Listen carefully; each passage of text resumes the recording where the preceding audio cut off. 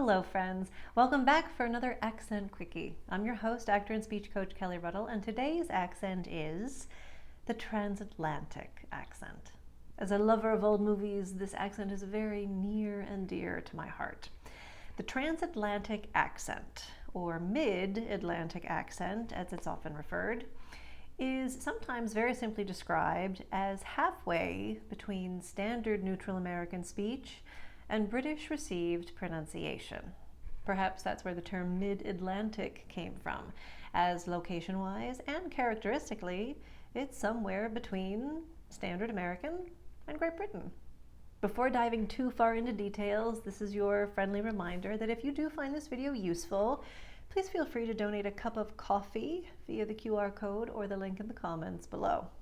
Phonetician William Tilley created this accent somewhere in the beginning of the 20th century. He took what he believed to be the most prestigious aspects of British received pronunciation and standard neutral American speech to create what he referred to as World English and what we now more often refer to as the transatlantic accent. The transatlantic accent soon became the targeted pronunciation style for the higher classes in the United States, specifically in the New England area. It was even taught in elite boarding schools to distinguish students whose parents could afford such a prestigious education from, well, everyone else.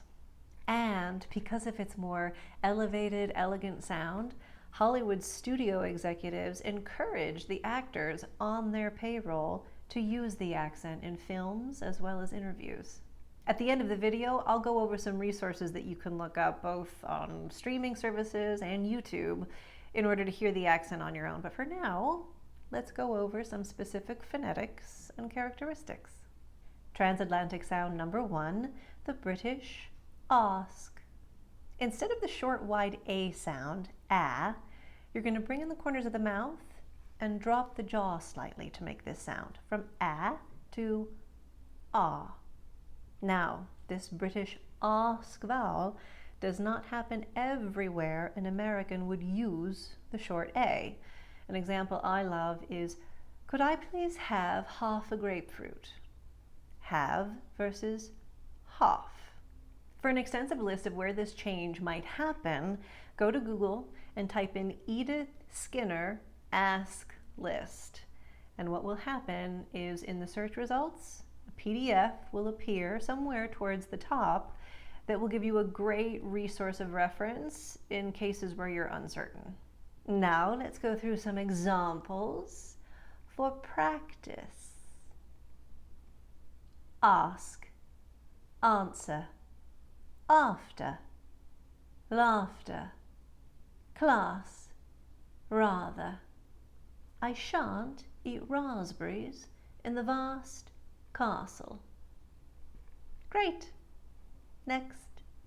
Transatlantic sound number 2, the Foster vowel.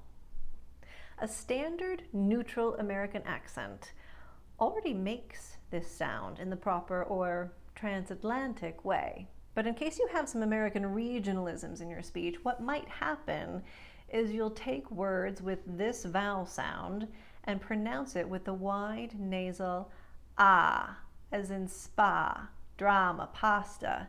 So these words here with regionalisms would sound like not, on, hop, not in transatlantic. From you're just going to bring the corners of the mouth in slightly, bringing the sound more forward out of the nasal cavity because the sound is more narrow and forward, from ah to ah. Ah, ah. That means that these words over here now become not, on, hop. Let's try some more. Lot, crop, honesty, Ronald, modern, occupy, comedy. Tom lost his job.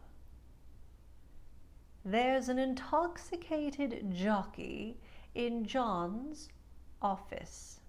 Before we move on to some consonant traits, I want to point out that with the transatlantic accent, vowels in general tend to get drawn out a little bit more. Lots of film comedies of the day really highlight the fast pace of this speech. However, even in those cases, you'll notice that the vowel sounds still are drawn out quite a bit. Look up some of the samples that I provide at the end of this video, and you'll see what I mean. Transatlantic sound number 3, dropping the R's, non-rhotic, rules and practices. Following the British side of the pond on this one, a transatlantic accent follows non-rhotic rules and practices. Now, that doesn't mean that they never pronounce their R's. What it means is that they only pronounce their R's in very specific circumstances. Before a vowel sound, as in real or bread.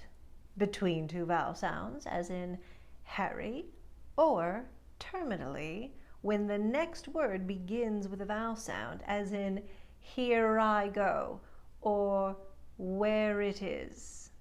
Everywhere else, the R will get dropped. Here's a quick example of what I mean. In a film called All About Eve, Bette Davis shouts this line at a producer. Answer the question. Answer. She takes the short A, and turns it into the British ask, and she drops the R. So instead of answer the question, in Transatlantic, she says, answer the question. Watch the film and you'll see what I mean. Seriously, watch the film. Perfect screenplay. Transatlantic sound number 4, crisp consonants, specifically the T sounds. Americans get quite lazy with their T sounds, sometimes dropping them, sometimes turning them into soft Ds. Not in transatlantic. Take these words, for example. Modern American accents will take these words and say butter, matter, turning them into soft D sounds. But, like the high British classes, light, crisp T sounds abound in the transatlantic accent. Butter, matter. Let's try some more. Later, fattest, autumn, writer, porter, booted, atom, futile. The Beatles battled the heavy metal title holders. Kitty startled the cattle a little. And as an added bonus, here are some examples that you can look up online. For the non-movie star route, go to YouTube and look up interviews with Franklin D. Roosevelt, Norman Mailer, and Jacqueline Kennedy Onassis. They all use the transatlantic accent to great social success, and there's lots of resources on YouTube of all 3 of them. And Lasai, old movies. His Girl Friday is probably the best example of a comedy where you'll hear the fast-paced speech, and yet Rosalind Russell and Cary Grant are still very good at drawing out the vowel sounds, especially for comedic effect. Also, interviews and performances of Kate Hepburn, Bette Davis, and Tallulah Bankhead. Funnily enough, Tallulah Bankhead, unlike Kate Hepburn and Bette Davis, who were born in New England, Tallulah Bankhead was born in Huntsville, Alabama. And yet, in her film performances, in her stage performances, and in interviews you see her give, she's using the transatlantic accent, and there's not a trace of Alabama anywhere, unless it slipped in at parties after her 4th martini. Who can say? And there you have it, 4 sounds and a little bit extra that will give you a great head start on mastering the transatlantic accent. As a reminder, if you found this video useful, please consider donating a cup of coffee via the QR code or the link in the comments below. There are more transatlantic sounds that you can learn, so if you're interested in studying the dialect further, or if you have any questions about what was covered in today's video, you can always find me at speakthespeech.net and reach out via the contact form. In the meantime, thanks so much for tuning in. Be safe and well, and break a leg.